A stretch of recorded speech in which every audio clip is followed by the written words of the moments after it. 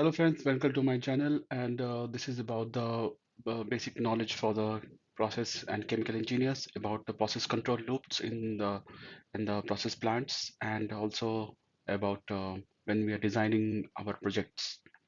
So it's not a deep dive because it's purely CNI topic, but as a process engineers, one should know that what are the key fundamentals knowledge of the process control. So let's start this short video on process control. Okay, so what is the process? Process basically talks about what is the system, what is the manufacturing you are doing, what is the project you are designing. Like suppose you are talking about oil and gas, refineries, petrochemicals. So this is about the process which we do. This can be discrete about like you are creating one product like iPhone or cars or something like that, and can be the chemical plant where you are producing a range of product. So this is all about that. Okay. So control loops, basically when you talk about control loops, it is about the process. This is a service it is about the measuring of the process. It is about controlling the process. It is about adjusting the controller so that you can meet your set points and doing your operations in a controlled way. It's not like you are water is flowing or the liquid or the fluid or oil is flowing and no control is there. That can be catastrophic and can be harm to the human lives who are present in the process plant. Okay. Now, when we talk about process measurement, basically, so what is like it's like about measurement, like in the desert, in our day-to-day life when we cook, like the ladies cook or some chef is cooking, it puts all its ingredient in a measured way so that it can get a final food of a great quality. Similarly, in the process plant also, you have to measure the services, which is can be fuel gas, can be liquid phase oil, can be hot oil, can be another process gas, waste gas, acid gas, whatever.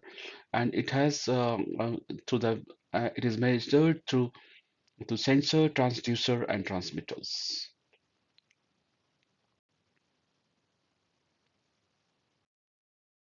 So what are the transducers are? Transducers are basically converts physical phenomena into some form of energy, which is like process sensors convert process into electrical signal, thermocouples convert heat into millivolts, and RTD changes resistance with temperature.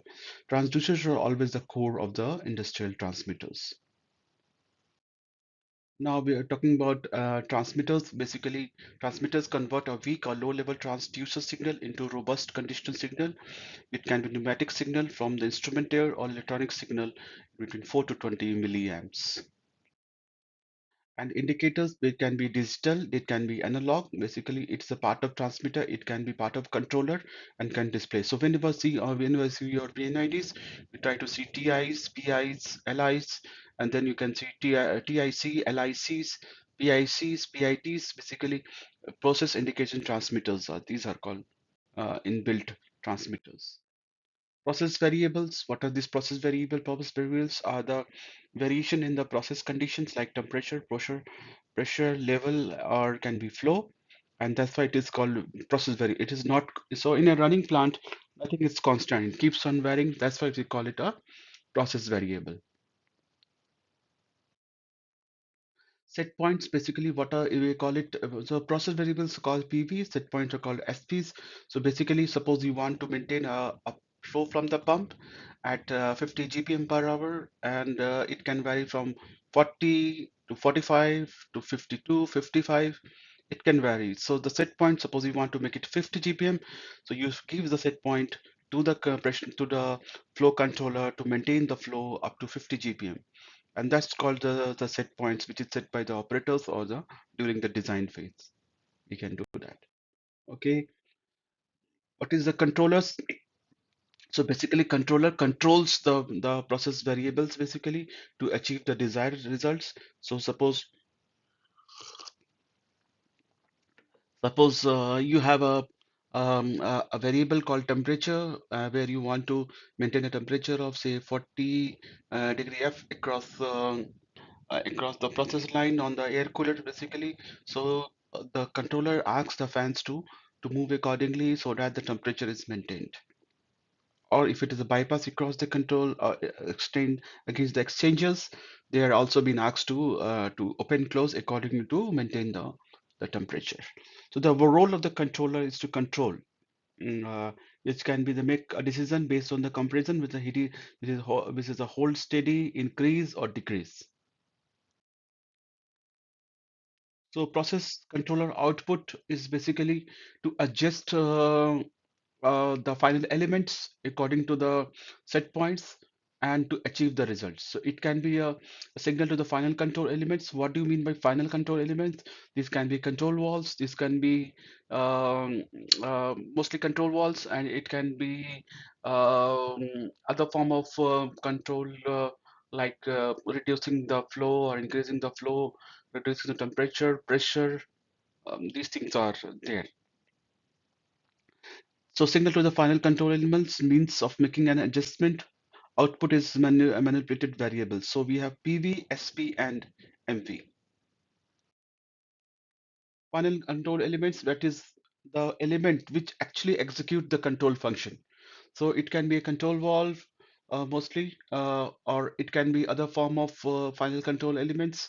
When we call it in the bundle management, we can see the burners um, uh, intensity can be the final control element. So mostly control valve, what process engineers know as a final control elements. So it can be electrical converters, variable speed ones, which is suppose you want to control the speed of the indoor draft fans. So you provide variable speed motors to control the speed of the fan, and accordingly the temperature is controlled. What is the feedback control? Feedback control is that the controller gets the feedback from the MV, and then accordingly, based on the feedback, it tries to reduce the errors, and thus the set point is made closer to the, so PV is made closer to the set point. So it is automatic control using the feedback. The difference between process variable and the set point tells the controller how well he is doing. So this is the feedback that his controller is getting, and then OpenLink does not use feedback. OpenLink doesn't use any feedback because uh, because it is something it it it not it is something which is automatic and not depending on the feedback. Suppose it rains, then the sprinklers, even it rains or doesn't rain, sprinklers will work on that on the speculated time. Okay, so this is the control mode, which is auto and manual. So it is quite physically we see in our houses as well. The temperatures are controlled automatically, or it can be manual. Let's move on to the next one. So yeah, similar slides. Type of automatic control, on off proportional. So on off is basically on the shutdown valves where the action is 1 or 0. So it is like a switch at our home. When we want to switch on the light, we push it on, and we don't want, we switch it off. So it is on off control. And then what is the modulating type control? So modulating kind controls are done by the control valves where you can operate between 0 to 100% opening, and subsequently 100 to 0% closing.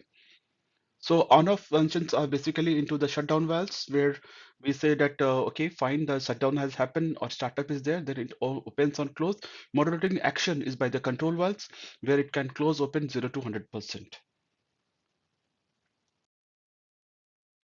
Type of control, on-off control, just now we discussed about this. It's like a glove. Basically, it's on-off, so that's why it's saying fit like a glove actually. And it is a simple one. It can be level, it can be pressure, it can be temperature.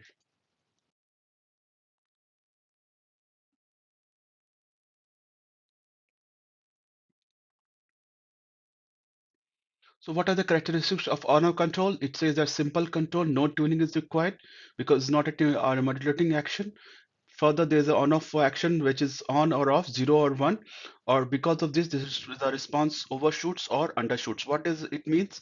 That suppose on-off action is a bit time delayed, so the response can overshoot, like temperature can go up, or if the closing action is very fast, then it is undershoots, like so that's kind of sine curves comes actually. This is called oscillation as well.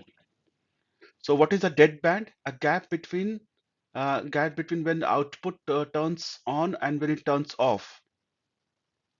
So this is called dead band. So so the dead bands is one of the characteristics of the on-off control as well.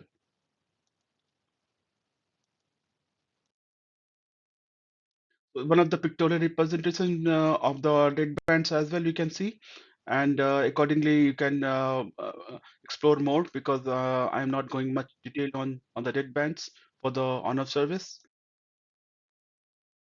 This is how Honeywell does that.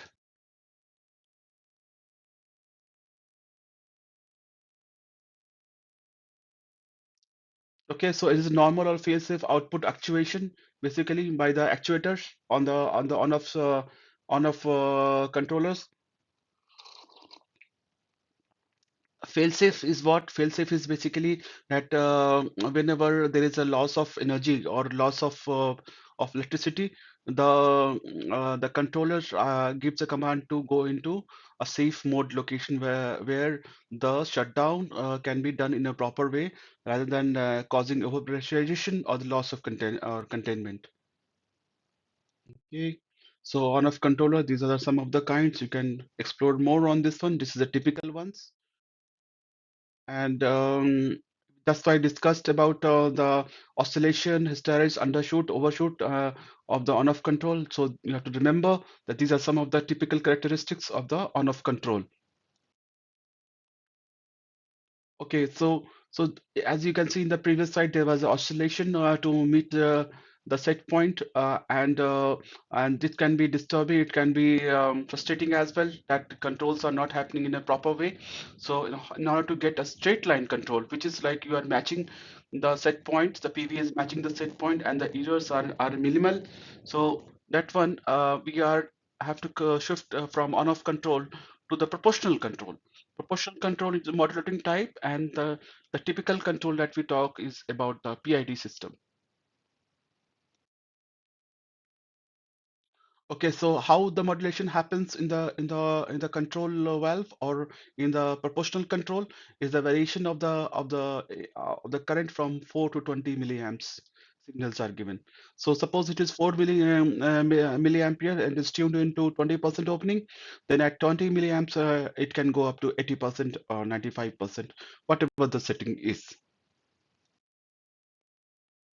So PID looks at the error. So you can see the PID controls, you can say graphical representation and as well as the error function. And it varies from the y-axis, talks about the process variable, and this is the time. As you can see that initially the error was more, and then finally with the time the error is controlled and it is constant.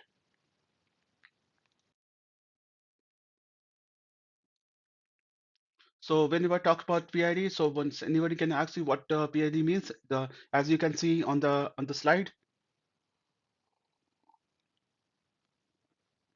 PID is where your proportional gain, integral time, and the derivative. So what is that proportional gain means, man? Proportional gain basically is response to the proportional or magnitude of the error.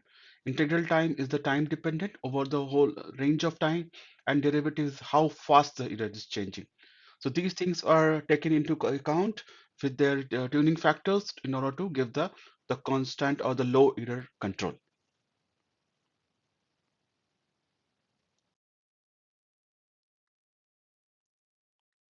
So more on the PID, how it works. D basically you saw that it is a derivative, also called the rate, and then accordingly how so oscillation happens because of the D factor on the PID.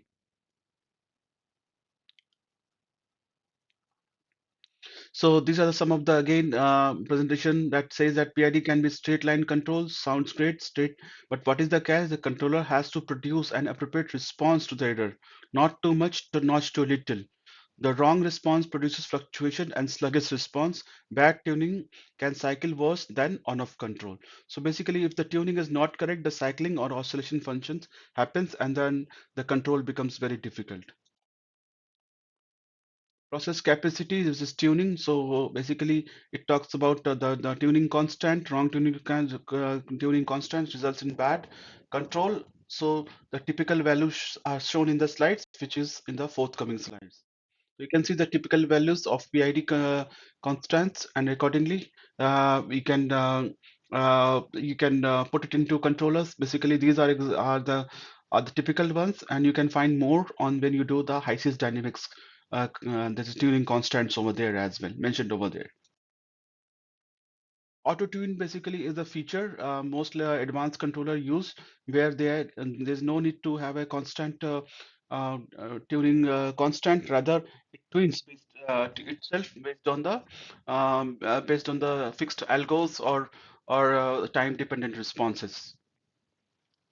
So there is a Honeywell AccuTune, which is also known as one of the auto tune from the Honeywell. So how does AccuTune or AutoTune work? Basically, push a button to start it running. Output goes to 100, then 0, then 100 and 0. So it's factorizing itself, introduces an upset in the process. Controller observes the response to output changes, determines the tuning constant from the process response, saves new tuning constants, exits AccuTune. Controller resumes control using new tuning constant. So, but there's a caveat over there. What is that? Load has to be typical. Like the load should be in a consistent range, not like haphazard changing loads of the process variables. Plus, the output swing might damage some loads because you might be touching the design conditions. So you have to be careful that the process variables are typical and swings are less. So the one of the physical things like how the electricity is modulated, which I think is more CNI, not process related. But have a look when you go through this video. So PID time proportion control, it talks about 2 seconds, 5 seconds, 20 seconds. The duty cycle has a fixed time period. As you can see in the graph, in the pictures as well, AC power is cycled, switched off or off over a duty cycle. So there's a duty cycle over which is fixed by the timers, and accordingly it works in that time period. The on period is proportional to the full time period. 0% is no power, 50% power for a half cycle, and 100% power is for full time period. You can see more on the graph.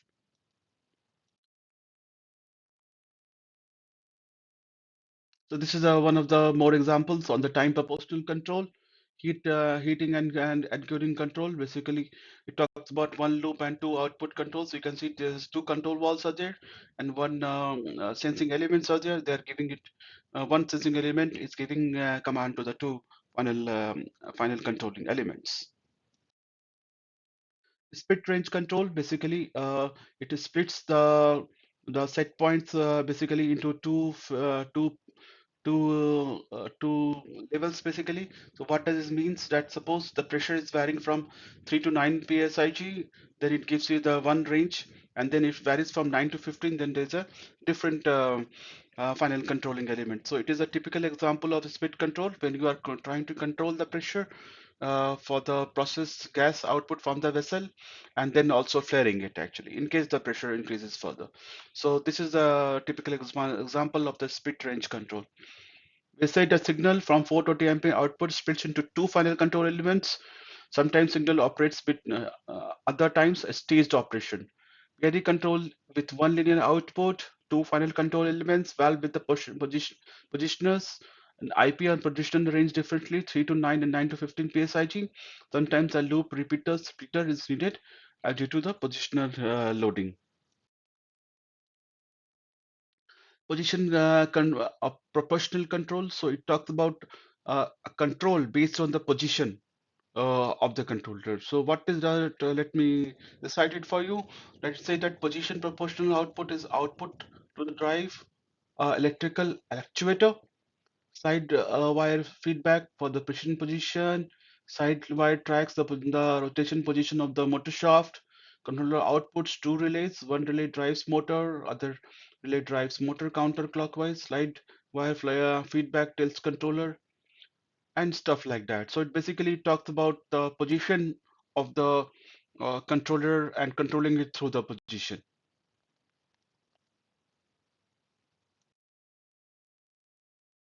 The position step control is quite obvious in some of the compressors as well, where 20, 20, 0, 25, 75, and 100 step control is there actually. So you can read more about this, but it is more CNI, not much process related.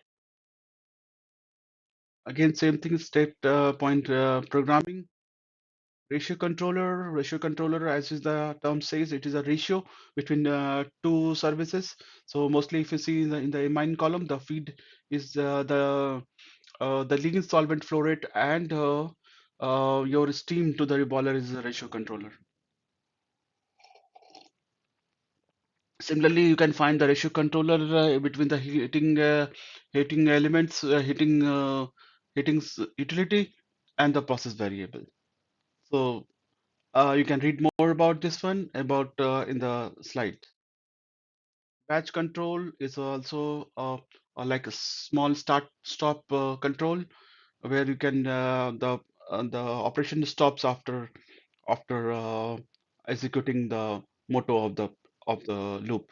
So one of the operations is the batch process is the tightness test in the furnaces. Cascade control, master slave control, basically we call it primary secondary control as well. One of the example of the cascade control can be the flow level control, the pressure flow level control in the vessels, and typically used when the primary PV is the slow responding and secondary PV is the fast responding. And the ones is the typically sensing the load.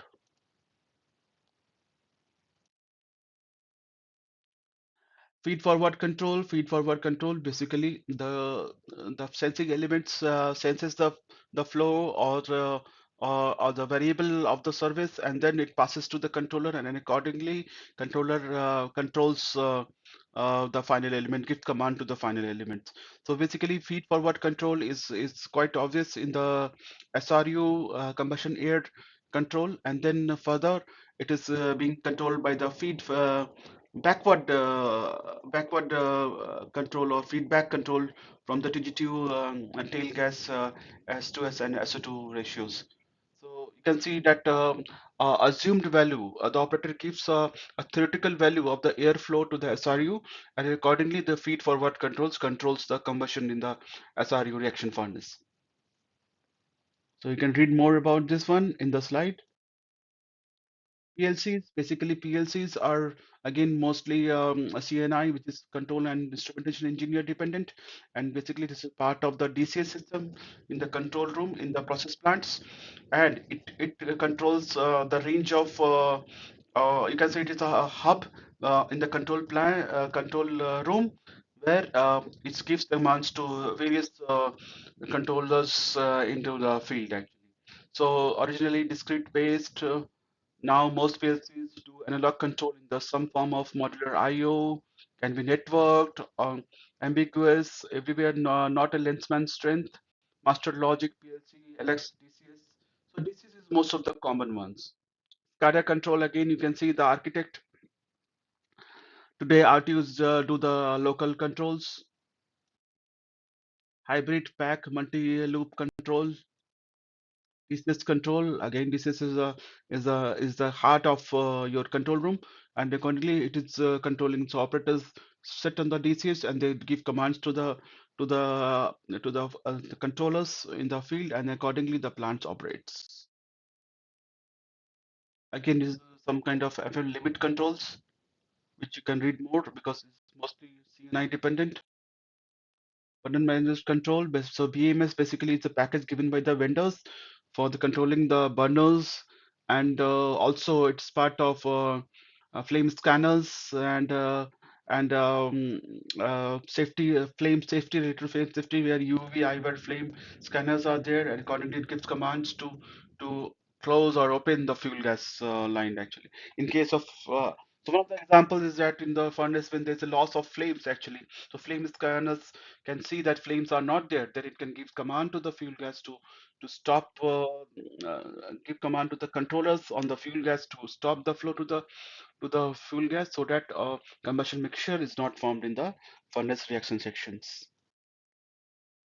Safety control system is a part of again loops and basically instrumentations related, and we sys and SIL ratings basically we do in our SIL workshops where we determine what can be the SIL rating depending on the LOPA layers of protection application basically, and how much what is should be the SEAL rating so that your plant is inherently safe. So mostly SEAL 1 and SEAL 2 are very common in the process plants. SIL 3 are also common, but not very common.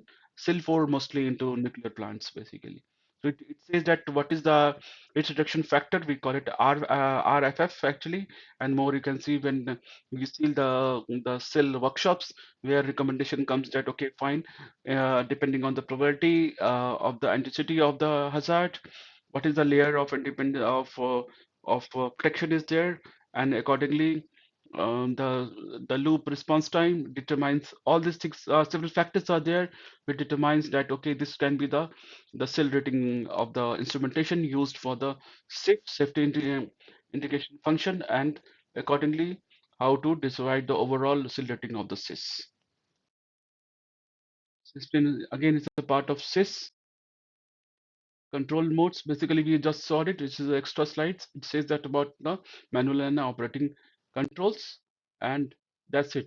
So do subscribe my channel and do like my channel. In case you have any comments, please do revert back and do like and subscribe my channel so that we can I can put more information videos and we can have together make a better world. Thanks a lot. Thanks for watching.